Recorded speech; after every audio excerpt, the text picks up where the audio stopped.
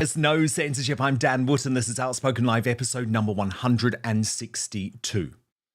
So Germans are no longer safe on their own streets after this appalling terror attack in Munich. You won't be surprised to learn an Afghan illegal who had posted Islamist rants online plunged his car into innocents, including children. Yet the sensible Germans who will vote for the AfD next week are far right, according to the MSM. I will just say that Angela Merkel has blood on her hands again. And this is what we are laying the groundwork for here in the UK after our mass immigration explosion. As Eva Vlagenbroek posted on X, we're always warning that civil war is coming.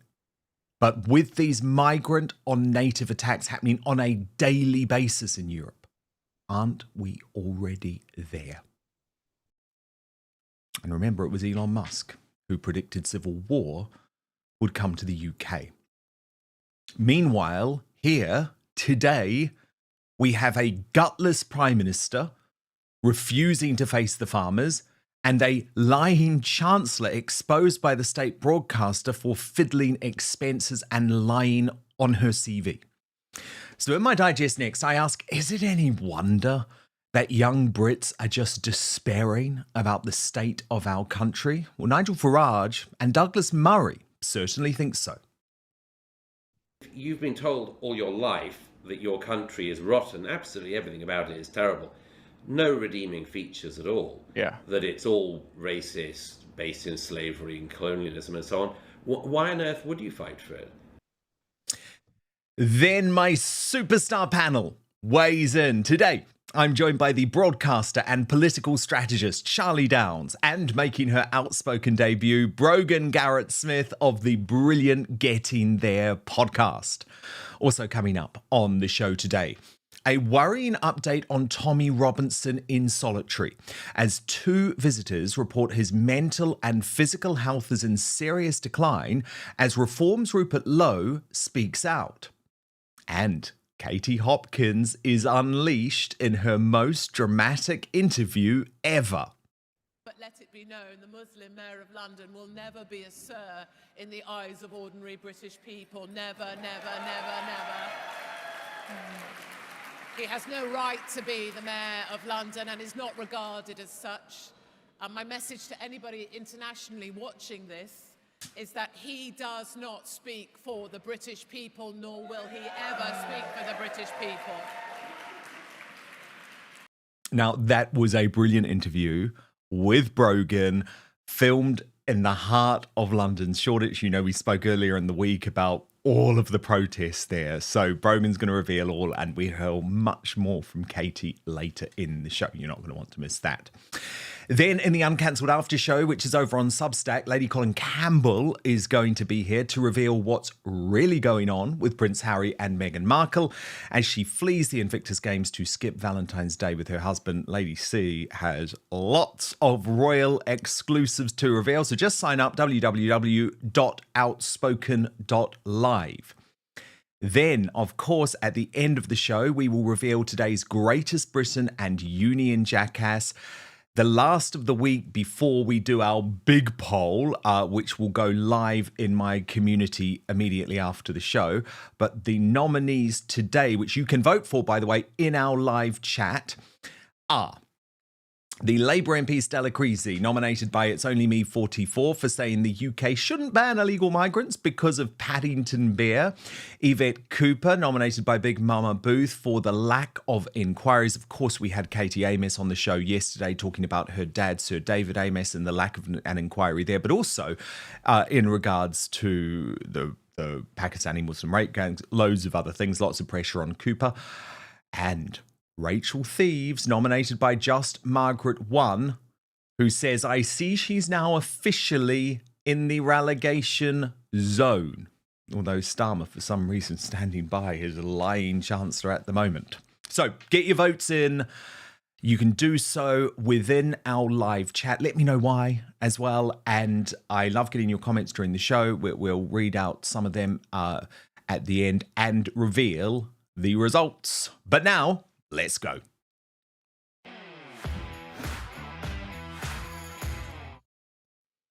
What do we really have to be proud of in the UK at the moment? Sadly, very little.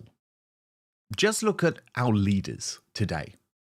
Slippery Starmer, the most gutless man in Britain, refusing to speak to the farmers whose lives and livelihoods he is trying to destroy. It must be really incredible to be part of building, I mean actually here not just building houses, but building a community.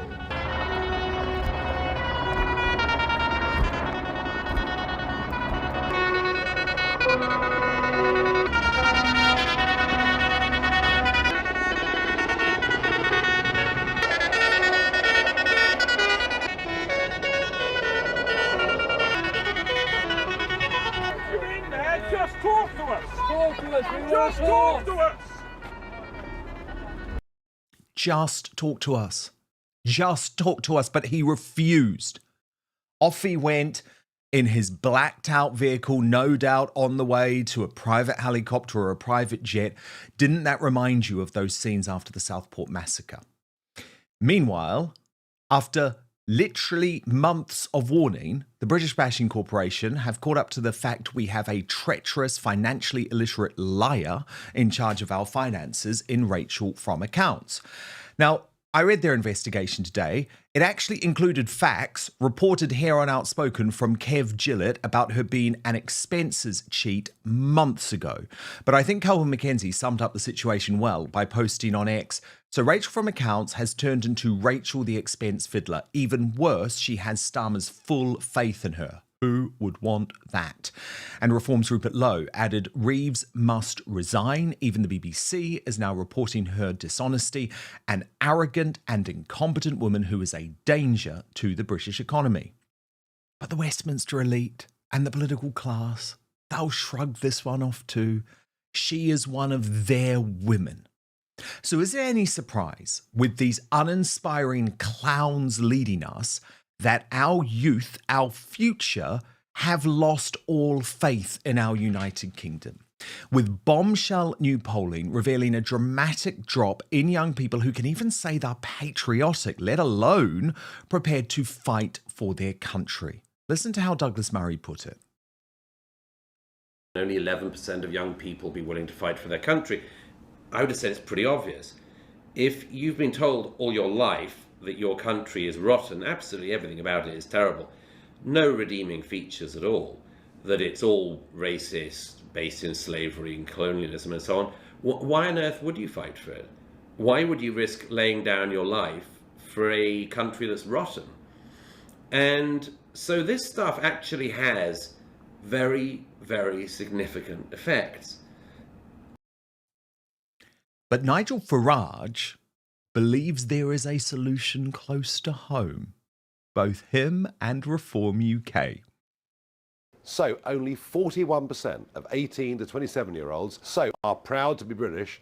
That's down from 80% in 2004. Why? What's going on? Look, I get it. If you're young in this country, you've been given a rotten deal. Lockdowns, it's really tough to buy a house. The cost of living is impossible. I know it's broken Britain, but I think there's something deeper here. I think the education system at school, and particularly at university, is willfully poisoning the minds of all of our young people about who we are as a country, our history, what we stand for.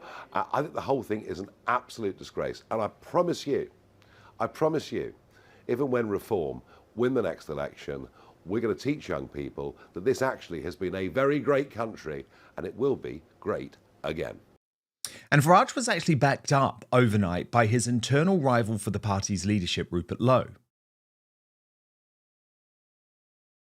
The tragedy is that a very small percentage of the British population actually elected and gave the Labour Party a huge majority. But they and I think some of that, a lot of things. Some was the fact that some people didn't vote, Harry. Yeah. And a lot of the Gen Zs and a lot of the younger people didn't vote. They're the people who are now hopefully they are signing up for reform in big numbers.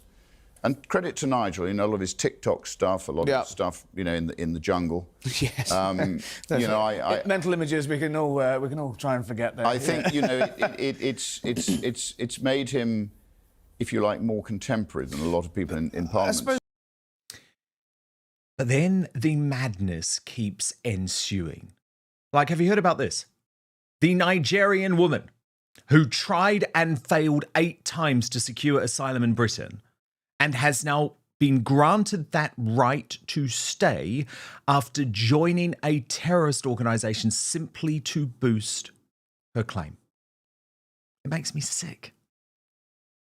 And when I see the terror on the streets of Germany again today, I fear that's where we will be in 4 years, if not sooner. So you see what's happening in Germany with the AfD, and not surprisingly, the political climate in the UK is heading in one direction.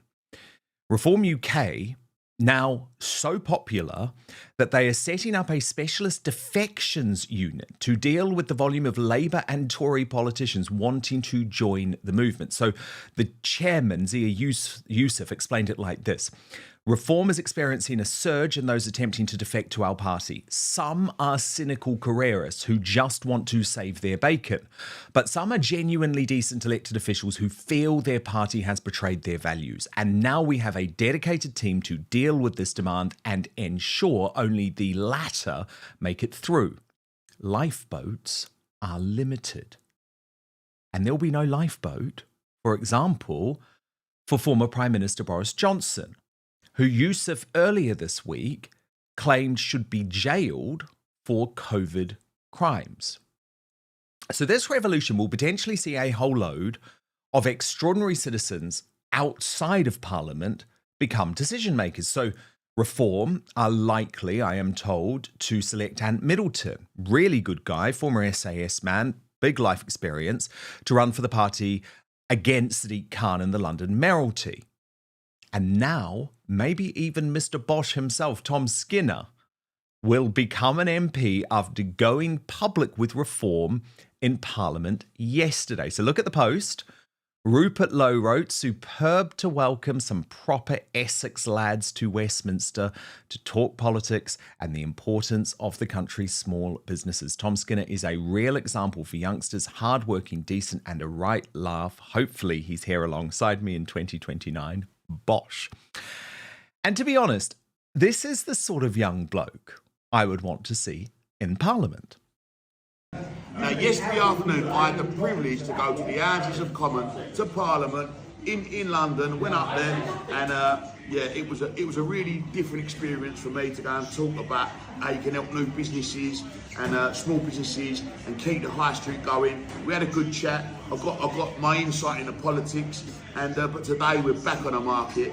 We're back grafting. The vans are out today. It's going to be a busy day. I just want to say one thing: whatever you are doing, always do your best. And that's all you can do. Keep on moving forward, keep on giving it your all, and believe in yourself, because I promise you now, you are so much stronger than you can ever imagine. If you're feeling like you're getting pulled back, you're feeling disheartened, just don't give up. Just keep moving and keep doing you, and you will get there. I promise you that. So, have a great day, enjoy the Thursday. I'm going to smash this down, me. Bosh. Yes, Tom Skinner, that is what we need, right? Inspiring, positive, very connected, and all about hard work and being self-made and not being embarrassed about success. The Gen Z broadcaster and political strategist Charlie Downs described that as an extremely powerful crossover. And he joins me now on the Superstar panel alongside Brogan Garrit-Smith, host of the brilliant Getting There podcast.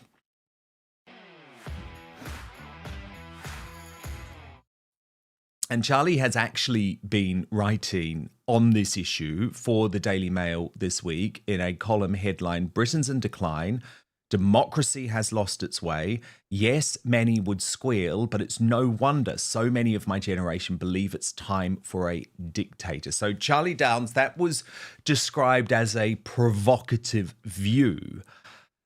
But actually, it is no surprise, is it, when we look at the state of our leadership and the state of trust in politics, I think, becoming smashed after the Uni Party let us down time and again. Yeah, well, it's interesting over the last couple of weeks, all this data that's come out about Gen Z, my peers. I'm a 23 years old, child of the 21st century.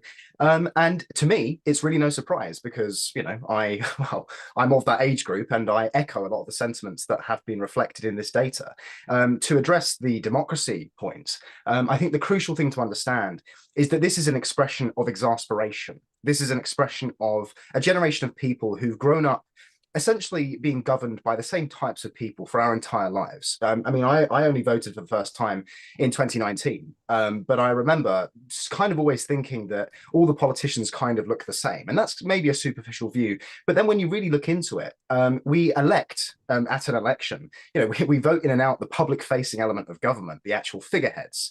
But really the direction of travel, the actual sort of doctrine that is being followed, the ideology that is being brought into existence remains the same, regardless of who we vote in. And that, I think, is, well, a significant reason for that is we employ over 500,000 people in the civil service who we don't elect, whose names we don't know, whose political views I think we can kind of guess.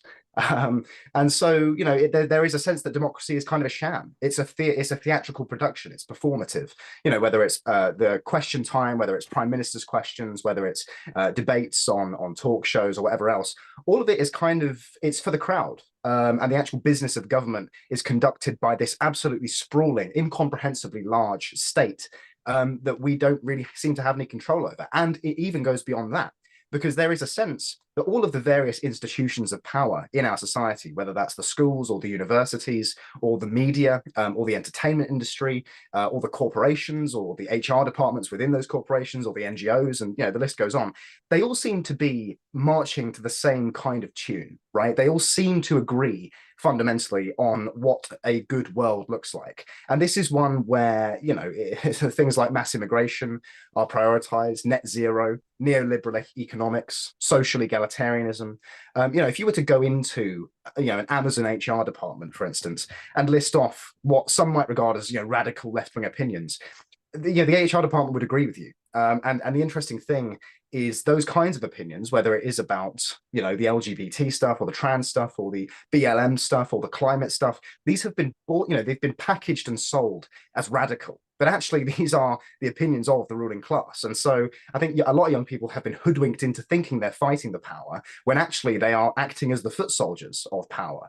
And so to then bring it to this second issue of pride in Britain, it's those same people who think that they're fighting the power. They think that they're being rebellious by saying that they are not proud to be British, that they don't want to fight for Britain. They are buying into an ideology that has been delivered to them by power, by the ruling class.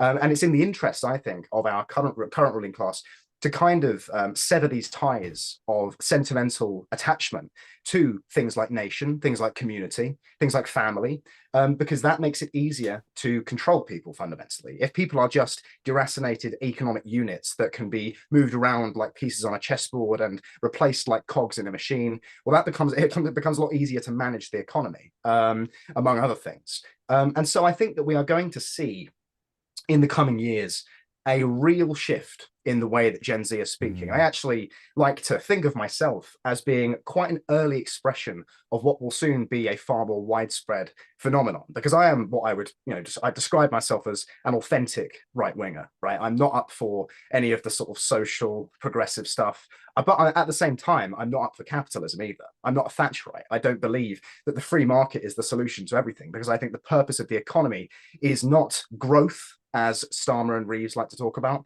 It's not profit, as Thatcherites like to talk about, but it's actually security. Because what young people need is a sense of stability, a sense of security, a sense of rootedness, and out of that will come a sense of identity. Because we are, generation identity. We are the ones that have been bought, sucked in to the kind of left-wing identity politics that has been sold to us from, really a very young age. And the reason for that is because those traditional identities, to be found in family, nation, community, work, and all the rest of it, they've been taken, a hammer has been taken to them because they were described as being oppressive and somehow, keeping people down. But actually, I think we're going to see a return to those kinds of identities, because actually that is where the substance of life, the real nourishing fabric of human existence, is to be found. Absolutely fascinating hearing about that change within your generation. Certainly, I think we could see it in the US with the election of Donald Trump, and a big change happening there, just in terms as well and of what's viewed as cool. And actually what people sort of think and aspire to be. And I'd say people much more in America now, young people in America, much more aspire to be part of that Trump generation rather than one of the weird woke-topians with rainbow hair, pierced noses in New York. But Brogan Garrit-Smith, so great to have you on Outspoken, by the way. I have, of course, appeared on your brilliant Get In There podcast before. And what's so interesting to me about this is that your podcast is part of that media revolution that is happening. Long form, in-depth interviews, not controlled by the mainstream media. And you have platform people from across the political spectrum, but of course there are people who are turned off by that, young people. Yeah, so what I found, and when I started in the podcasting space, that, there was in fact an unwritten rule. There are subjects you cannot broach, there are people you can't talk to, and there are questions that you simply cannot ask. And I wanted to change that because it seems like the view is all of a sudden, if you speak to these people, Dan, you align with their views and beliefs. And I wanted to go back, to the days when we used to be able to have a conversation, without killing each other, to agree to disagree. And I believe that there's beauty in diversity. So for me, this platform has always been about creating a safe space and hearing from people from all walks of life and understanding where they are in their journey and getting there. Yes, and that includes Katie Hopkins, which we're coming to. That includes Tommy Robinson, who we're coming to. Alive. It's interesting. And these conversations are so important, Dan. Well, of course they are. But I do find it fascinating. I mean, I was recording earlier this week Francis Foster's podcast, and he's one half of Trigonometry, the Trigonometry guys. He does it with Konstantin Kisin. And he said to me before we were recording, there are some people some of his friends, he's in the comedy world, who are disgusted with him for having me on. And I just find it so astonishing because I'm like, I don't view myself as extreme in any way, but it does show you, I guess, the disconnect that there is between the world of woke and ordinary people in the UK. Charlie, can I just ask you about the couple of big stories of the day that we kicked off with? Rachel Reeves, look, we've all known that she has been this CV cheat, this liar. It is interesting, though, when the state propaganda outfit, the British Bashing Corporation, even decide that this is a relevant story, reporting the allegations from Kev Gillett, which I first carried on the show weeks and weeks ago. But they are disturbing because it suggests that Rachel Reeves is someone who used other people's money to give herself a very plush life, to spend money on alcohol, to spend money on posh dinners, to spend money on gifts. I mean, this is not the person we want in charge of our money, is it? Well, I mean, the first thing to say, I think, is it doesn't appear that Rachel Reeves has done anything illegal. It would be a lot more cut and dry if she had. But it's just one of these stories that stinks of sleaze, I think. And I think it's no secret that I think the general perception of Rachel Reeves is that she is somebody who is genuinely unintelligent, somebody who would be more accustomed, more suited to a role as an assistant manager in the local branch of a bank, or perhaps not even that. I mean, if her CV is to be believed, she was an economist in the Bank of England, although that has since proven to be, well, at least a kind of embellishment of the truth. But this story about her using her expenses to finance a very lavish life, I think is really interesting, because I think what it reveals is there are people in the political discourse who make the mistake of believing our elites in Britain, and whether this is the Conservative Party or the Labour Party or whichever party happens to be in power at the moment, there is the mistake made that these people are somehow very kind of well cultivated ideologues, that Rachel Reeves is a socialist or a communist. I mean, she did hang a photograph of one of the founding members of the British Communist Party in the Treasury office, but that's beside the point. Rachel Reeves is an old school scammer, I think. I think that's the best way to think about her. She's not some high-minded left-wing ideologue. She's just somebody who has found her way into a position of power, whether that's through, greasing the right palms, saying the right things, kissing the right backsides and whatever else, and perhaps a little bit of merit. Let's be charitable here. And she's found herself in this position where she has access to huge amounts of capital, huge amounts of authority. She gets probably invited to very nice dinner parties. She is recognized now the world over. And I think that to somebody like her, that's very, very exciting. And, just given this story, this expenses story, I mean, this is no surprise that someone like her has sort of found herself in this kind of position, because it's not like she has some grand ideological project that she's seeking to bring into existence. It seems like she just wants to live a lavish life. And I think that that's actually the case for more politicians than we would care to think about. I think it's actually too optimistic to think that our leaders are these politically motivated ideologues who want to bring a certain vision of the world into existence. I think it's more accurate to think of them as basically opportunists. And the interesting thing, actually, about my article that you brought up already about democracy and Gen Z's lack of faith in democracy is, quite frankly, democracy selects for these people. And this is what's interesting, is we're told democracy, to quote Churchill, is the worst system of government apart from all the others.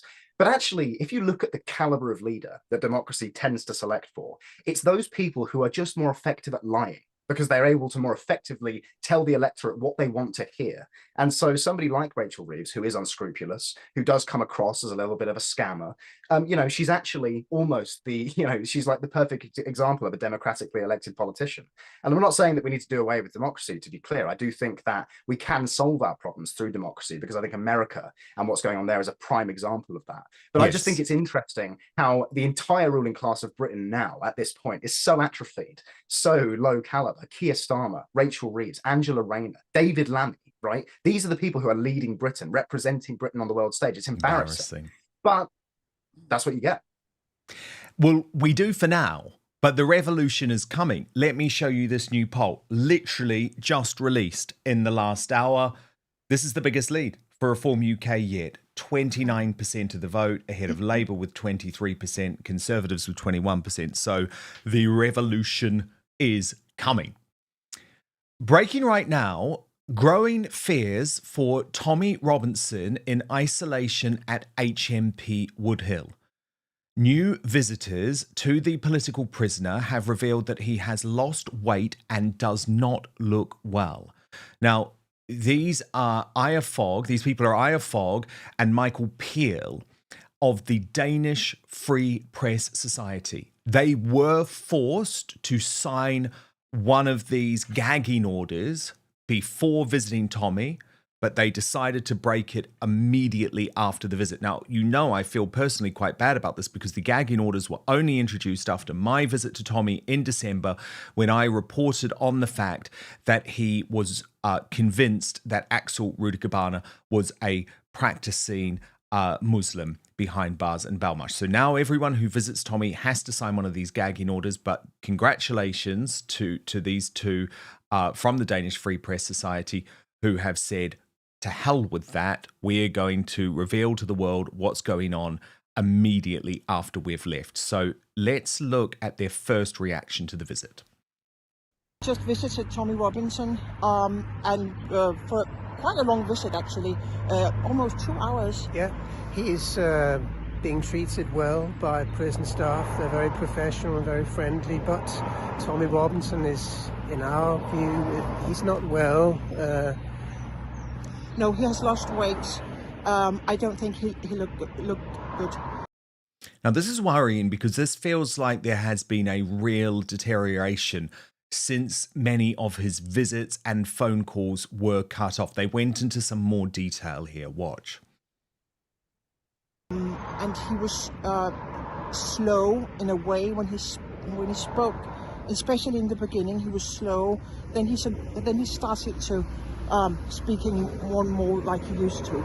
He said that the last time he was suffering from the stress of solitary confinement, he didn't realize how it affected him until after he came out and was released. And this is probably the same. But it's absurd living a political prisoner in 4 months of solitary confinement for the crime of making a film documentary, which has now been seen by 156 million It's not people. a criminal offence, and he's in solitary confinement for 9 months.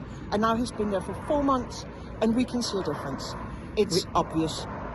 And we're concerned. To emphasise authoritarianism in England at the moment under the current government, we were both forced to sign non-disclosure agreements where we commit ourselves to not conveying to the public anything of what we have experienced today, which is completely unspecified in this contract. What it is, if you ask, what is it that we're not allowed to say, we cannot get any answer to this. I mean, it is extraordinary. It is absolutely extraordinary that this is going on in the United Kingdom, but not a surprise, given we have a government that has literally thrown people in jail for posts on Facebook or tweets. But it was interesting to hear an outsider's perspective as to what this does represent about tyranny in the UK. This is how they described their view of British politics after this decision. This is what authoritarian governments do to political prisoners in East Germany and in Russia and in North Korea. But we wouldn't have expected this kind of behaviour from England, which was a democracy, I think we should say, in the past tense now. Yeah. So we were happy to meet Tommy and to talk to him, but we are concerned about his well-being. Things are not good in England under Starmer. And he can definitely not take another 5 months in solitary confinement. That's, well, nobody could. And even though he's working out and eating properly. Yeah, I mean, he's not really eating properly, though, because he's so terrified about his food being poisoned. He needs to only eat things that are canned or come in sealed bags like crisps, for example, which he can only get when he has visitors. And of course, his visitors are now severely limited. But the mood is changing out there because Rupert Lowe, one of the most exciting politicians in the country of Reform UK, is now prepared to openly challenge the prison authorities about what they're doing, even in a mainstream media which remains steadfastly opposed to Tommy Robinson. Watch his exchange with Harry Cole for The Sun. He doesn't deserve not to be given the credit for the things that he's done. But when Elon Musk says he's in prison because he's a political prisoner for telling the truth about Brogan Garrit, that's bollocks, though, isn't it? He's in prison for contempt. I don't know what he's done and why he's in prison. I hope that while he's in prison, he's being treated exactly the same way as every other prisoner. I gather he's in solitary confinement. I don't know the ins and outs of that. I don't know whether it's right or wrong that he's in solitary confinement. But as you know, solitary confinement is a big cross to bear. Yeah. And I just hope they are protection. treating him as they would treat all other prisoners. That's all I've said about it, and I maintain that. Charlie Downs and Brogan Garrit-Smith of the Get In There podcast with me. Brogan, you have obviously hosted Tommy Robinson on your podcast, and I know you have been investigating his conditions in prison, especially after hearing those disturbing reports. What do you know? Well, I feel that it comes as no surprise. any of us left to our own devices, let alone entrapped in an extremely small space, limited sunlight, limited exposure to anything, no real human connection, it comes as no surprise that he's going to be going stir crazy, Dan. He came on my show before he showed the film, knowing what would happen when he showed the film. And he spoke about his much shorter time in solitary confinement. And it said that it scarred him for over a year. He said he had bouts of psychosis. And like you said earlier, he had no idea the damage that did until he came out and he adjusted. Because what we forget is that he's going through this whole mental process. And when he comes out, it's going to take time to rebuild his character and everything else that's happened to him. And I know firsthand that they've been stopping his prison visits. And like you say, Yes. they've put gagging orders on them. So now he's gone from those hopeful moments to once or twice a week, like you say, even being allowed a bag of crisps, even being allowed the opportunity to see his family are now being taken away from him. And it worries me for him. It worries me for the family. You know, ultimately, all he did was show a video, and it wasn't a biased opinion. He showed people that were recorded unknowingly telling the truth about an incident. And now the same story was told time and time again through the individuals that he interviewed. So it's very, very unlikely that it's false. I know he even got the young schoolboys' school reports, you know, that had been submitted. So he hasn't done anything here apart from expose the truth. And I'm not surprised that, you know, Britain feels a little bit shaken by this. Well, of course, because at the end of the day, no journalism should be censored. I don't even care if the journalism is inaccurate. It Dan, our shouldn't see you interview go was to censored. prison. Our interview was censored. I think people need to wake up to what's happening. You know, I had a lady not long ago on my show that spoke about the fact that in 2020, young infants were delayed in getting their early vaccines because, quite frankly, where's the last place you're going to take your child, your newborn child, during COVID, when everyone's got it, is to the doctors, right? So that meant that SIDS, which is sudden infant cough death, completely went, yeah? All she did was state a fact. I was then put in YouTube prison. We had the whole episode taken down. I think people are starting to just wake up to now what is really happening and this level of censorship that is going on, you know. Tommy's being used as an example to try and make people like you and I to stop him from even letting him speak, or you and I speaking freely. He's being made a real example of. He is, but what's interesting, Charlie Downs, is that because of politicians like Rupert Lowe, who do have the balls not to just give in. I mean, he's now given 2 big interviews with the mainstream media over the past week, and he's pushed back to both the Daily Telegraph and the Sun. Do you think there is an Overton window shift going on when it comes to Tommy Robinson? Especially, by the way, given Elon Musk is now paying his legal fees. Such an interesting topic, this one. I mean, I think however the Tommy Robinson story ends, he will be remembered in history hundreds of years from now as being a kind of symbol, as being an expression of a far more widespread phenomenon. In a lot of ways, I think he kind of embodies the, you know, the forgotten white working class in Britain. Because whatever you think of his personal conduct, and I, you know, have my own criticisms there, as many people do. Nobody's saying that he's a perfect kind of character. But whatever you think, I mean, the way he's being treated is actually quite, well, it's almost like a microcosm of how the white working class in Britain in general have been treated. You know, they have been suppressed, censored, you know, kind of locked away, their interests not represented, you know, attacked by the state at every opportunity. And that's because we live under a state that fundamentally hates the indigenous people of the British Isles. But to kind of move on to the point of mainstream politicians now engaging with Tommy Robinson, I think that the right in Britain, and by that I mean basically, you know, the kind of nexus, the Conservative Party, the Reform Party, and so on, they don't quite know what to do with Tommy Robinson. And that kind of feeds into the same thing as I was just saying, in that they don't really know what to do with the white working class, because there is a British sense that you have to be polite and proper when you're operating in politics. And a figure like Tommy Robinson is neither polite nor proper, quite frankly.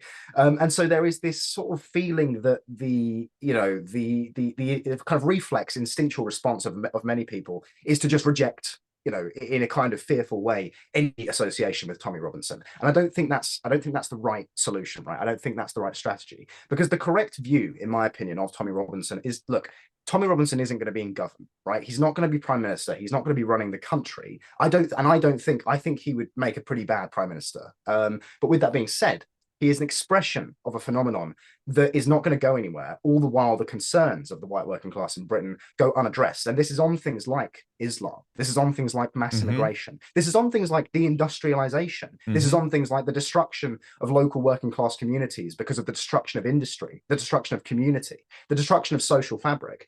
These are things that have been going on for decades at this point. I mean, I've raised the spectre of Thatcher already. And I think that you can certainly trace it back to there to a certain extent, maybe before. And there have been things that have happened since, obviously, that have played a role. But the working class in Britain have been totally forgotten about. And I think that the right-wing movement in Britain, the conservative movement, the patriotic movement that is in its nascent form right now, and which has Reform UK as its centre of gravity, this concern and this group needs to be integrated into that. And again, that's not to say that you bring Tommy Robinson in. I think actually that would be electoral suicide if Reform did that, because the general public are just not going to go for Tommy Robinson, unfortunately, or fortunately, however you view that. That's just the truth of the matter. But what you do need to do is you need to speak for the people that Tommy Robinson currently speaks for, because at the moment, he's the only one doing that, and there's nobody else doing that. Yeah, and it is going to be absolutely fascinating. I mean, the first thing is Tommy Robinson doesn't want to be a politician. He has made that abundantly clear. I just checked for sure again in December with him, and no, he doesn't. But what he does want to be is an independent journalist. And I know that the first investigation that he is working on for when he comes out of prison, obviously won't speak about the details, but I know that he is coming for Labour. He is coming for this Labour government. And I think given the complete, and by the way, deserved downfall of the mainstream media, there's absolutely no reason that Tommy Robinson cannot be a very significant voice in terms of the shaping of public opinion ahead of the next election. You don't have to want to be an MP or in Parliament to make a real difference to the country. I have absolutely no desire to be a politician or to be an MP. I do have a real desire to help this country return to greatness. And so for me, I do believe that Tommy Robinson will have a part to play. And I think the journalists and the mainstream media who are so quick to deride him, and we've seen it from Camilla Tominey and Harry Cole and Gordon Rennie, he's just terrible, isn't he? He's just terrible. Actually, I think they will be the folk who end up on the wrong side of history there. Breaking right now, Katie Hopkins has given her most dramatic, emotional, and revelatory interview yet. And trust me, Britain's mainstream media are on the ropes as a result of this. She sat down in Shoreditch, the heart of woke London, with Brogan Garrit-Smith of the Getting There podcast, and she was finally prepared to unleash, including on her former colleagues at LBC Radio. I call it now the Labour Broadcasting Company, like James O'Brien, like Sheila Fogarty, because she revealed they had previously ambushed her show. Watch. It was so nice in the heart of London. I was so hated there by James O'Brien. Yeah, I was like, but it was so brutal to go in that building because they all hated me so much. They did so many things to me. And Fatty Fogarty wouldn't even, Sheila. She wouldn't even change studios with me. She wouldn't even come in to change over in a professional manner. And didn't you have somebody pulling your phone lines as well? Yeah, So it looked like you had... She was paid by James O'Brien's heavyweights, allegedly, but she would just rip the phone lines out, leaving me with no callers to try and throw the show. I was fired from there anyway. And there's much more where that came from in just a moment. Charlie Downs with me and Brogan Garrit-Smith behind that incredible and fascinating interview. I feel very privileged to have watched it all. It will be released on Get In There this weekend. Brogan, first set the scene for me, because this was not just a normal interview. Given the fact that you decided to host it at the heart of woke London, there were protesters outside, there were police on duty. Oh, it was a time to be alive. You had people trying to shut it down, right, for weeks. Oh my God, the chaos. It was crazy. So we found this fantastic venue in Shoreditch and we sold out over 3 months ago. And in the lead up to the event, the venue had received a couple of emails, and then in the week leading up, I can only use the words bombarded, harassed. They received dozens and dozens of emails from the woke crew urging them to shut down this interview. They then went into neighbouring businesses to put pressure on them. They then went as far as finding out the people that simply took the bookings for the venue and finding out their names and tagging them on LinkedIn as racists.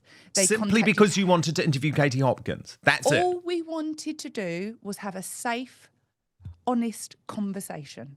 That's it, like with all of my guests. You've been a guest, Dan. You know how it is. A safe, honest conversation about her journey in getting there. Nothing else. Nothing to do with the left lot. And they were trying to tear us down. And they went to the Hackney Licensing Committee. They went to the council. They contacted the Metropolitan Police. They flyed against the event in Hackney and Shoreditch, all along the streets. Now, most venues would have crumbled under pressure like this. And I can see now firsthand why she lost so many venues.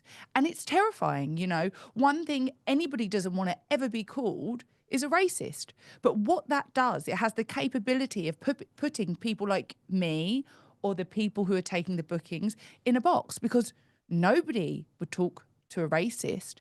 And they showed up. They were beyond aggressive. And I'm actually surprised that the police let them be as aggressive as they were.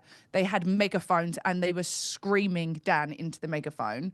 They were then went off at a tangent and blamed her at some point for climate change. I don't know. I think they were just running out of abuse. But they went up to my guests and they were swearing at them. And I couldn't believe what these people were trying to do to simply stop us from having a conversation. I mean, it is And for me, extraordinary. it's But frightening. what I love, and where I think maybe things are changing, is that all of those people walked past those protesters, went into the room, and were excited and happy to be hearing from Katie Hopkins. And she didn't disappoint. And obviously, we've got much more of the content to preview before your full interview on Sunday. Charlie Downs, let me bring you in on this.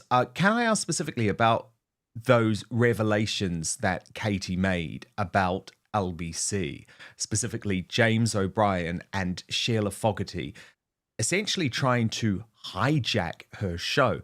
And we know, Charlie, that it was James O'Brien who managed to get Nigel Farage sacked from LBC. So it's almost like there was a left-wing coup at the station that used to represent the working class in this country, used to be the station of the black cab driver, and now is the station of the woke elite. No wonder its owner, Global, is losing tens of millions of pounds. They deserve to, don't they? It's really interesting, this. I mean, something that I said earlier on the show is the fact that the kind of regime that we live under in Britain, it doesn't begin and end with the public-facing elected element of government in the House of Commons. It's actually sprawling and extends into these kind of nominally separate institutions like the media. Now, LBC is kind of, you know, LBC is what you listen to if you want to hear what the ruling class are thinking and talking about. It's actually a very useful tool for that reason. Somebody like James O'Brien, who again presents himself as being a bit of a shock jock, as being somebody who is a little bit fight the power. I mean, you know, his book, what's it called? How They Broke Britain. I mean, they, as if he's not part of the ruling class, as if he's not a mouthpiece of power himself. So it's no surprise to me that, you know, these allegations that Hopkins has made against him and some of the other staff at that particular outlet. Doesn't surprise me, because these people do not tolerate dissent. They do not tolerate different opinions. They are, in the proper sense of the word, bigots. They're not interested in having a conversation. They would rather just censor and attack and smear and defame. And it's just very interesting. And I would add to that, actually, on that same point, something very interesting that Brogan just said is these protesters outside the venue and the police being quite kind of easy with them. That's because they're on the same side.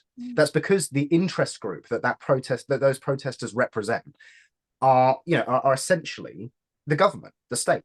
Because in what way, if one of those protesters was to walk into Whitehall, if one of those protesters was to walk into, a corporate HR department and complain about Katie Hopkins and say that she's a racist and say that, equality, diversity, and inclusion are the most important things, they would find themselves among friends. And the police, unfortunately, and, there was a time where I would have said that I'm a great respecter of the police, but I actually think the police force in the United Kingdom has become so atrophied. They are just the foot soldiers of the regime. They are the iron fist of the power structure. They're standing there really among allies because they ultimately represent the same interest group.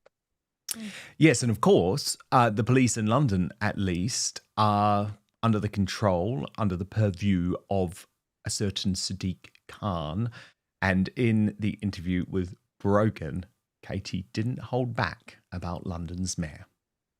We lose our ability to celebrate our identity, do you feel, from you being in the eye for so long? Yeah, well, I think a couple things. No, I don't speak for anyone but myself, but let it be known, the Muslim Mayor of London will never be a sir in the eyes of ordinary British people. Never, never, never, never. He has no right to be the Mayor of London and is not regarded as such. My message to anybody internationally watching this is that he does not speak for the British people, nor will he ever speak for the British people.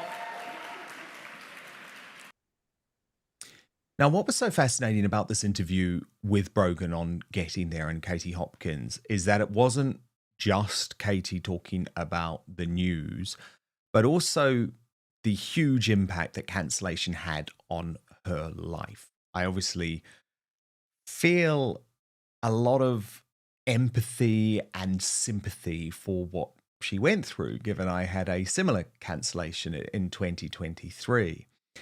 And Katie, when she was talking about her sacking from the Daily Mail, which she reveals here she's actually writing about in a tell-all book, which is going to be big, really summed up how cancellation works. It's all about pressure from external forces and mainstream media organizations and corporate giants who are just not prepared to stand up for their stuff and in turn stand up for the people. Because of course what Katie Hopkins was doing, what I was doing, was representing the people. Watch this very fascinating exchange and we'll get reaction from Brogan and Charlie off the back. What happened? Yes, I'll do it in brief. I don't like talking about myself. I know that seems like I'm always talking, but I'm usually talking about something else that matters. And B, I couldn't tell anyone what was happening to me because I was universally hated. I was a monster. I was seen as being the worst person ever. And so it didn't matter if I tried to tell what was happening because no one would listen nor care. They'd say, well, you deserve it. But I can tell it now, a little. So on that day, that column went in, and then my boss, the God figure at the Daily Mail, received emails coming from everywhere because everyone knew where I was and what I was about to tell, which is that the movement of human flesh is a coordinated movement of human flesh that is very, very profitable and profits governments and churches and heads of synagogues and all the major organisations take their pound of flesh. Trafficking, but it's the biggest people who take the cash from moving humans across into our country. And I was going to tell that story, and my boss received emails. All of a sudden he went, what the hell is going on? And I'm about to publish all of those emails in a book because it's time people saw. Yeah, it's coming. I don't care now. Because my boss sent those emails straight to me, so I'm putting them in a book for everyone to see. The chief rabbi all of the Board of Deputies, signatures from all the heads of the Christian and Catholic churches, heads of supermarket chains copied in, Brendan Cox from Save the Children, big NGOs, large charities, Labour, heads of Labour, all demanding my removal, and I was fired that day, effectively. They kept me on for 3 months to shut me up, but I was fired on the same day as I was stood on the shore in Italy. How did that feel? You know, it's not being fired from your job. It's the other stuff. It's the fact that you're then a leper, that people who know you don't want to know you. If they see you, they look as, it's almost like you're a ghost, because it's almost like they look straight through you. They don't even catch your eye anymore. My God, I know exactly how that feels, Brogan. I went through something very similar. And what's interesting is that later in the interview, Katie said, look, these people, they want you to swing from a tree. That is actually what cancellation is about. They want to finish you off. She is, without doubt, one of the most strong women I have ever met. And I think a lot of that is to do with the work as well, you know, her Sandhurst training and everything else. But she spoke openly, Dan. She was picking her tree. This isn't, oh, you know, a passing thought. The weight of this attack was so heavy. She was completely ostracized. I mean, she speaks about it being a coordinated attack, like she said, on those boats. Like, they wanted to make it so she completely was obliterated. And I won't ruin the rest of the interview, but obviously things have gone on and they've progressed. And thank God Katie's still here, because she has that tale to tell for people like us who didn't know the weight of these kind of attacks. And I feel hopeful for her now. And unfortunately, there aren't people as strong enough as Katie, and most of them would be silent and give in, you know?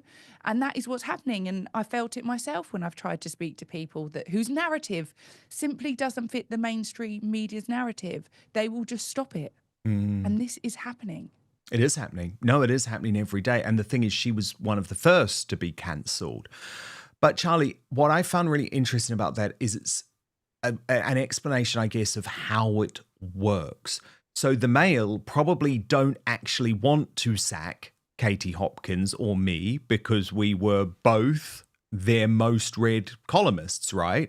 But when you have a major supermarket brand who is spending millions and millions of pounds a year in advertising, pressuring you, they give in. Well, it shows you, doesn't it, that people are allowed to occupy a position until they aren't, right? One thing I will say, perhaps offering a little bit of a dissenting view here, an alternative viewpoint, is I think there's a conversation to be had about the fact that, to be honest with you, in my own life, I think if you were to present Katie Hopkins to most of the kind of ordinary, not particularly politically minded people that I know, she would kind of bounce off them. I don't think, I think ordinary people who I know would view her as being a kind of unpalatable figure, similar in that way, actually, to Tommy Robinson. And so in a certain way, I think it's actually in the interest of the power structure that governs us that the opinions that Katie Hopkins has and represents are coming from somebody like her. Because and I'm not saying I don't like her. I'm not saying that I think she's a bad person or anything. I'm just saying that from a value-free perspective, I think a lot of ordinary British people find her and her ilk quite difficult to stomach, right? And it's actually therefore in the interest of power that radical dissident opinions are coming from someone like her, or indeed someone like Tommy Robinson, because it's then very easy to paint those opinions as being the opinions of cranks and the opinions of outsiders and weirdos and unpleasant people and all that sort of thing. But what's so different about Katie, though, Charlie? What's so different about Katie, right, is she was absolutely an insider. She was a mainstream figure. I mean, she found fame on The Apprentice. She was on This Morning constantly. She had a column in The Sun. She had a column in the Daily Mail. And actually, if you look at the things that she was writing about that got her cancelled, it was no different to what any mainstream politician on the right now says. Yeah, no, I'm not denying that she was certainly a mainstream figure, but what I'm saying is, perhaps there's a reason for that, because perhaps that presents those kinds of opinions in a certain light. Whereas if it was somebody, for instance, somebody young, somebody who is a little bit maybe more relatable, a little bit more palatable in the kind of mainstream mind, I think that the system would view a figure like that with a far higher level of fear, because I don't necessarily know whether Katie Hopkins is somebody who could truly win a majority of people over to the positions that we hold, for instance. And I think that there is an extent to which she actually puts people off. But to actually get back to the point here, right, about her cancellation, because that's what we're talking about, I do think that is really interesting, because it's obvious that there is a line, an invisible line, that if you cross it, suddenly you're not allowed to speak anymore. And Dan, I know this is something that you've experienced personally, and I know plenty of people personally and professionally who have undergone the same experience, and it's just very interesting that we have this kind of nominal commitment to free speech by our various institutions. I mean, the ECHR, for instance, which is something that is derided in the press and in the right-wing press certainly, but held up as something sacrosanct by the power structure, by the government. The idea of leaving the ECHR is beyond the pale. That actually does have free speech as one of the human rights, and yet we still have this situation. Yeah, right. Where when they want to finish you, you are finished. I mean, in my case, River, I was cancelled from the mainstream media for laughing. It wasn't even for saying anything. Laughing awkwardly at a joke that Lawrence Fox told. Brogan, you wanted to come in. No, I wanted to say, I believe she became too powerful. She had the most read column. She had an extremely successful radio show. And Charlie, so I know she plays up to this huge caricature, and we spoke about it in the interview. She likes leaning into the baddie role. She knows what she's doing. She's not someone that sits on the fence. But ultimately, you go back and look at the things that she's saying. She's only expressing the opinions of most of the British people. There's nothing too radical about her views. And I think she plays up to the caricature, and that's probably what gets the attention. But for me, she had too much of a voice and a platform. I just want to show another really fascinating part of the interview, Brogan. And this is where you discussed the whole thing of, and it's, Charlie, something you were referring to earlier, are working class folk who have strong opinions in the UK treated differently to people who have a posh accent but maybe are saying similar things. And the examples that she uses and that you use, Brogan, are Tommy Robinson versus Douglas Murray. It's a really fascinating discussion. Thank you. It's like, oh my God, you vile, uneducated pig. Yet his peers that were more educated could make the same jokes and get away with it. And I feel that we kind of see this with Douglas Murray, right? Douglas Murray is an upper-class, well-educated gentleman that expresses the same views that both you and Tommy Robinson does. Douglas has a column in The Spectator. Tommy Robinson is in prison and also deemed a far-right activist. So I'm wondering at what point is class an issue as well? Yeah, it's that is absolutely the question. And so much love to Tommy and his family and Tommy's children and Tommy's former wife, because obviously completely separate.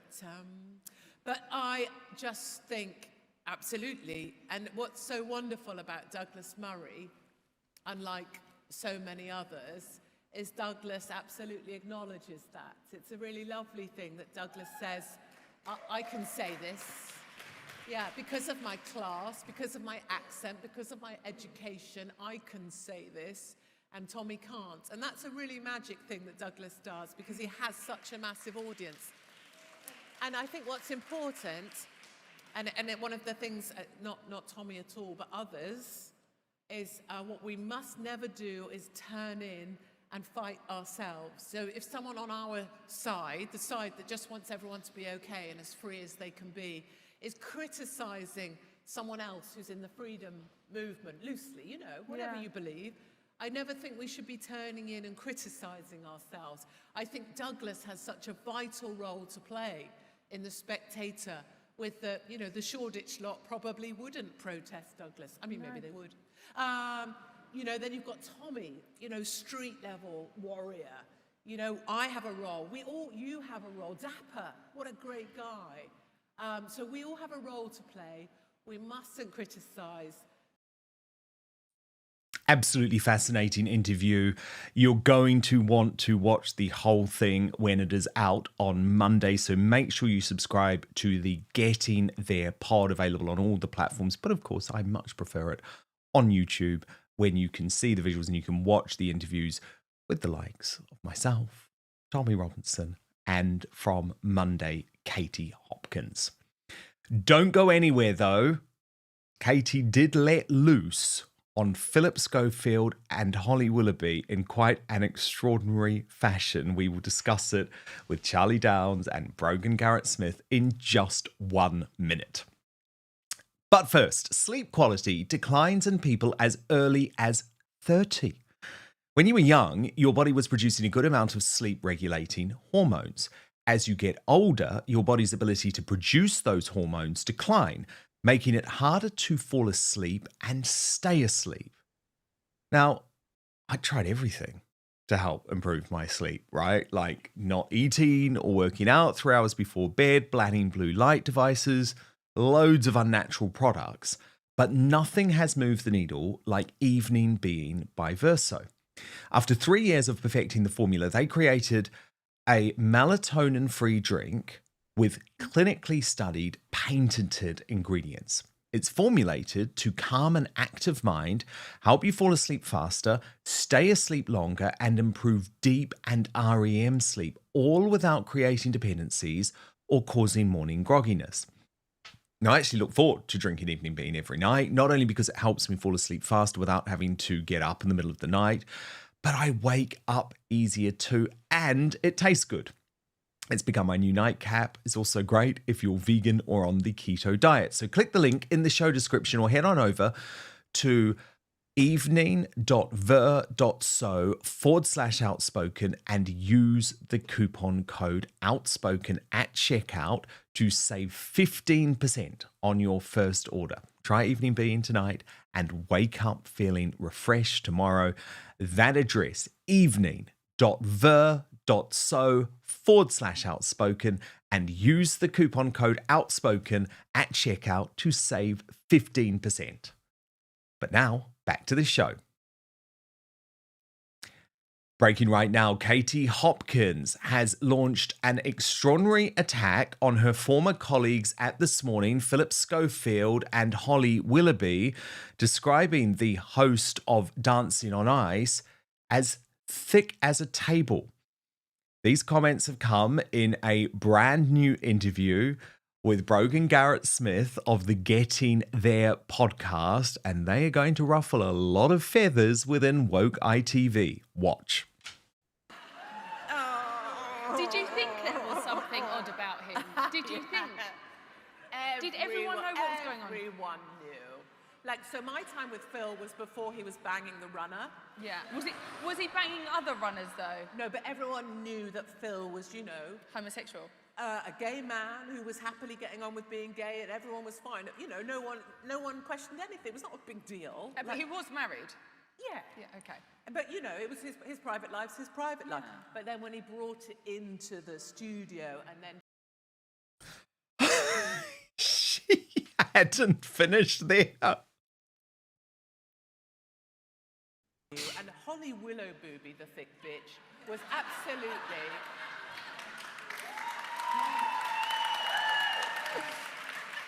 I mean, seriously, I'm jealous because she's got great, or she had great tits, right? But you know, Holly Willoughby is as thick as this table. Seriously. But yeah, so Phil and Holly, they were still in their. Oh my God, why am I sat like that? And Katie did go on to explain a little bit about her role on This Morning, where, of course, she was provocateur in chief. Elsie saying something outrageous, and then she would be the other side. And that was the format, right? So I say! Oh, that's Holly's drippy face. And it's perfect for them because they get to be the side of the people at home who are outraged, and I get to be the twat, you know. But what I will say is they would send me the story. So it was on one particular example was people think about what they call their children. Well, no shit. You know, that isn't a topic, is it? So I went on, and then I just went for it, based on my own knowledge of doing the school run. I said there's some children's names I can't stand. When I hear some names, I know immediately what the mother's going to look like. When I hear Tyler, I know it's going to be a fat mum in a football shirt.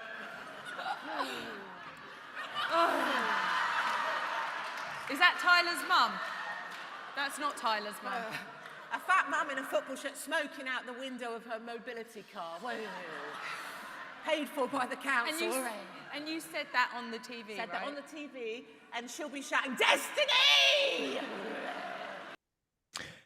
The broadcaster and political strategist Charlie Downs and the woman behind that interview, Brogan Garrit-Smith of the Getting There podcast, join me now.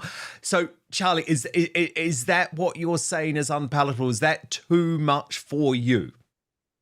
Yeah, I mean, it's not too much for me. I thought that was very funny. But what I am saying is that to a lot of ordinary, like, middle-class people, I'm thinking about the people who I know in my personal life who are not, you know, into politics or anything. A lot of that is going to cause some pearl clutching, and it's going to cause some offense. And I get that that's what she's trying to do. And I kind of respect that in a certain way. And I mean, as I said, as I was watching that, I mean, I was laughing because it was funny. But the point that I was making, because I am trying to make a kind of, you know, I'm trying to make a serious sort of political point here, which is that when radical sort of, you know, interesting, spicy, dissident opinions are put into the mouth of somebody like Katie Hopkins, I think it turns more people off than it does bring people on. And actually, you know, if we, you know, to bring it back to the whole point of the dire state of this country, if the objective is to save Britain, and if the objective is to bring Britain back from the brink, I mean, that's a tongue twister in and of itself. Goodness me, I'm getting myself all tied up. Then it's not actually that helpful to have people like Katie Hopkins delivering those opinions to the public. And actually, as I said already, it's kind of in the interest of the power structure for it to be delivered in an unpalatable way. But with that being said, look, I'm not going to say that wasn't funny with the clip that you just showed. It was very amusing. I mean, Brogan Garrit-Smith, the thing is, she is actually a stand-up comedian now. And that's what's so interesting, isn't it, Brogan? Because I think Katie has sort of worked out that she can sometimes say unpalatable truths in a much easier manner with less risk of cancellation. Although once you've been cancelled like she has, they can throw anything at her. When did we forget to be able to have a laugh as well? Do you know what I mean? Totally. I know you said, Charlie, some of your friends or peers might not find it funny. Maybe they don't have a sense of humour. I don't know.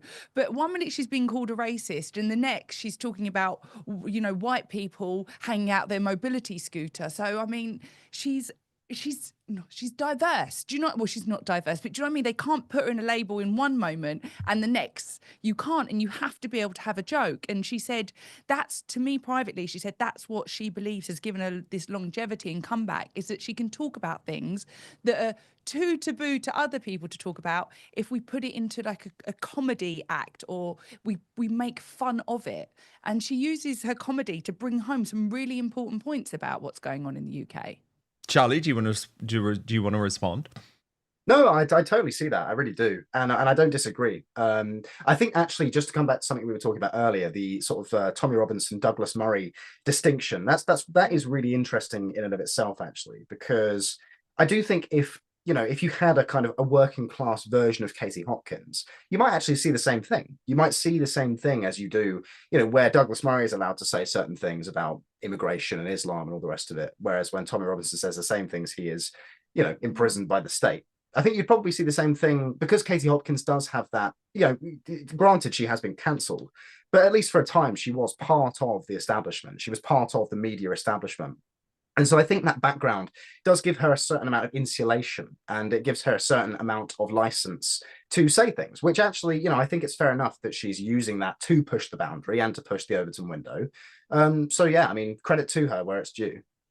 Yeah, and trust me, when you have been cancelled, right, and you know that the people who were so gutless or didn't stand up for you and actually are the worst type of people. You feel braver in terms of actually just being able to actually say, okay, Philip Schofield's a scumbag, whatever it happens to be. And look, my personal story, I guess, with Katie is a bit of an interesting one because we were both colleagues at the Sun newspaper, very much smack bang in the mainstream media.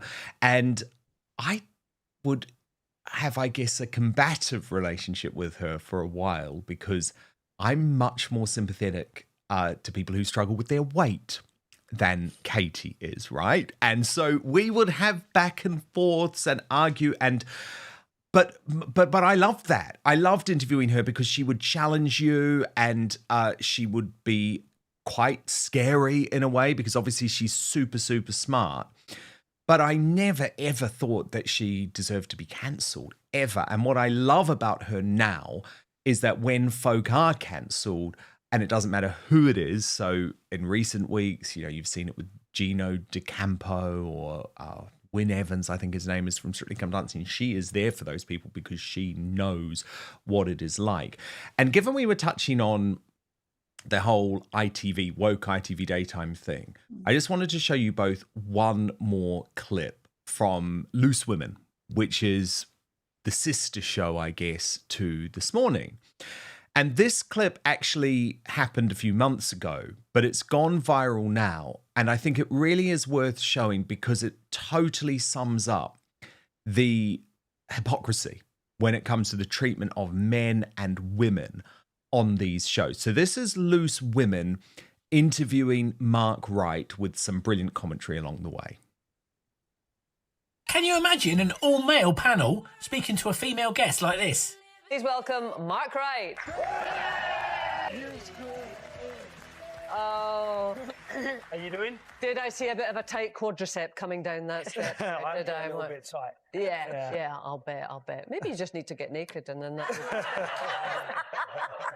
That was in the dressing room about 10 minutes ago, but you missed it. Oh, the camera's working. that's what he thinks. Yeah. Imagine if it was Mark Wright's wife, Michelle Keegan. She came down, sat on the panel, and some 50-year-old plus bloke said to her, "Oh, I'll tell you what, you should get naked." Imagine that. It'd be cancelled in about 5 minutes flat. And I'm walking around and blow dry my hair with nothing on, with no towel. Yeah. I sometimes think, What gym is that? And I want some jokes about sitting naked in the changing rooms at the gym. Imagine if that was the other way round. Am I offended by what she said? Not particularly. Do I think she meant it as a joke? Probably. What I am offended about is the fact that if it was the other way round and a male panel and a woman guest, it wouldn't be acceptable. So why is it acceptable the other way round? Generally seems to be males that have been singled out and cancelled at the moment, doesn't it? And when you ask the question why that might be, the answer is, well, women don't make comments like men do we? Well, clearly they do, because they have. I've got a video there showing it. It's only a joke, you should lighten up. Yeah, I agree, we should all lighten up. But if a man makes the joke, he's a pervert. So that's not fair, is it?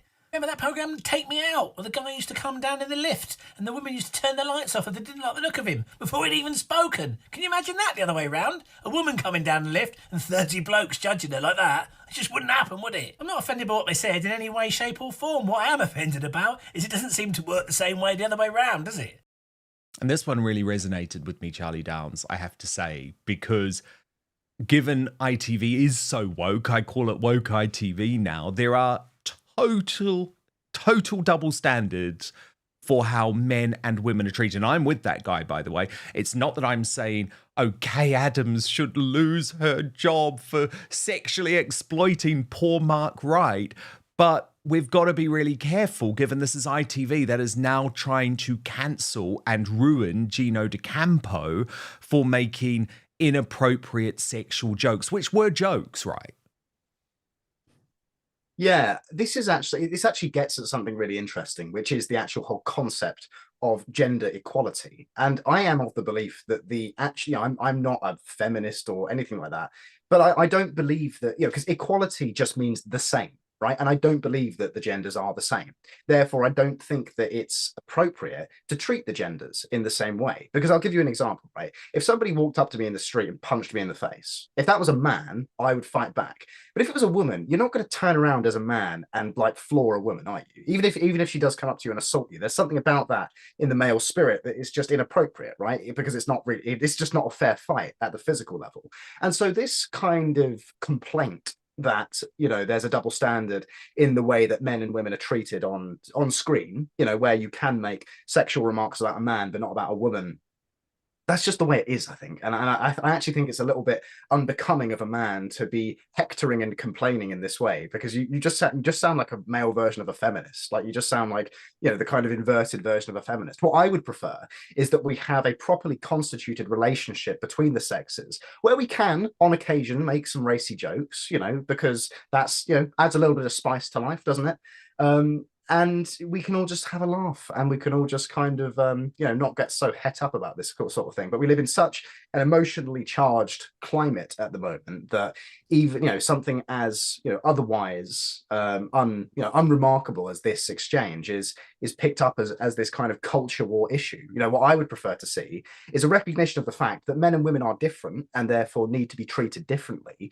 But actually, at the end of the day, the right relationship between men and women is not one of competition or resentment or, you know, or hatred, but just one of love, one of care, and one of, you know, one that recognizes that the male and the female are complementary parts of a greater whole. Brogan, where do you stand from a female perspective on this? Is it okay for the loose women, girls to objectify Mark, but it's not okay for Gino D'Acampo to tell? You know, I think Charlie hit the jokes? nail on the head. There are differences between men and women. Women are seen to be more vulnerable. You know, traditionally, they are more sacred, especially when it comes to their bodies and everything else. So I also feel that, you know, if we stop being able to make small jokes, like, it wasn't hugely inappropriate, it was nothing about his private parts. For me, it was an icebreaker of him walking onto a panel of women. You know, jokes to me are kind of that last bit of free speech that we've got. You know, she couldn't have said that without a comedy context. And exactly what Charlie said, there are differences between men and women. You know, if a man hits a woman, it is different than a man and a man having a fight. And there has to be people that toe that line and say, that is the truth. And in the same breath, women do require a little bit more respect and privacy when it comes to their bodies, because traditionally, they are the more sacred out of the two when it comes into preserving their bodies. And can I just add very quickly, Dan, just please. to that point, if you're going to, yeah, if anyone's going to sit there and tell me that your average man wouldn't be loving it if he was in that same situation, then I don't know what to tell you. Yes. No, and Mark Wright was loving it. He was absolutely and I know loving Mark. We grew up in Essex together. I'm surprised he didn't come out in a tank top. Like, he's a lovely bloke. Like, he knows the drill. And also, guys, I think one of the main things is, you know, that table of panels, we're not trying to recreate at home. You know, when they're not the conversations we have at home. People are tuning in for entertainment. That means a little bit of comedy. That means conversations that they may not be having at home. And television isn't just a complete replica of real life. It is there to entertain. Very, very good point. Well, look, you guys have certainly entertained today, getting so many comments about you both through on the live chat. Mark Harrop wrote, "What a breath of fresh air listening to your guests. These and yourself are our future politicians and truthful media presenters. Thank you very much." Reese wrote, "Charlie is fantastic. Wish he would have a word with my privately educated 22-year-old niece who calls everyone racist if you disagree with her." And John Scotty Wood said, "I've just subscribed to the Get In There podcast. I'm looking forward to watching Katie Hopkins." And Brogan, when is it out? Monday, is that right? So we're going to be out Monday night. Monday night. Amazing. Well, look, I watched the whole thing last night. I know my audience are going to absolutely love this one. So make sure you subscribe to the Get In There podcast, and then you'll get the full Katie Hopkins interview when it is released on Monday. But so brilliant to have you both here. Thank you so much, Charlie. Thank you, Brogan. Thank you, Dan. Lots of other comments coming in as well today on the Tommy Robinson issue. Pauline Galthia wrote, "My heart breaks for Tommy. He is a modern day hero who deserves all the love and support he can get from all over the world." And Pauline is actually writing from Canada. And Dazza wrote, "What will they come up with in 5 months when he is due for release? They will do everything to keep him in there so effing wrong." And I think that is something that I've certainly thought about. This isn't going to be the end of the lawfare against against Tommy Robinson. But on Katie Hopkins, Ronnie wrote, "I like Katie Hopkins because she calls a spade, and I am 51 years old, and she represents my era." So that is going to be a really great interview, isn't it? hope you enjoyed the highlights today. But now, let's reveal our greatest Britain and Union jackass. So, the three nominees, Stella Creasy, the Labour MP, who said that the UK shouldn't ban illegal migrants because of Paddington Bear, nominated by It's Only Me, 44. Yvette Cooper, nominated by Big Mama Booth for a lack of inquiries. And Rachel Thieves, nominated by Just Margaret because she's now officially in the relegation zone after these revelations from the BBC about her expenses, swindling and CV lies. The winner, it was relatively tight. So actually, well, I'll take you through the actual votes. In third place, Stella Creasy with 22%. In second place, the Home Secretary Yvette Cooper with 31%. But today's Union jackass, Rachel Reeves, the Chancellor of the Exchequer. And goodness me, it's insane that she will survive. But I think she will, because Keir Starmer knows that once he's sacked as Chancellor, he's gone as well. He's finished as well. And today's Greatest Britain, nominated by June Moultrie, the Buckinghamshire Farmers, and June writes, I couldn't be more proud of my home county farmers. Go the farmers. What a brilliant episode. Goodness me, we've run a little bit long today, but don't worry, we've still got Lady Colin Campbell. She's waiting patiently to be unleashed on Substack in the Uncancelled Aftershow. Lady C is going to reveal what's really going on with Prince Harry and Meghan Markle as she flees the Invictus Games to skip Valentine's Day with her husband. So head over to Substack, www.outspoken.live. Back tomorrow, 5 p.m. UK time, midday Eastern, 9 a.m. Pacific, with Claire Fox. That is going to be a good one. Her first time on Outspoken. Make sure you hit subscribe, turn on the notification bell. I promise to keep fighting for you, and I hope to see you on the after show on Substack in just one moment.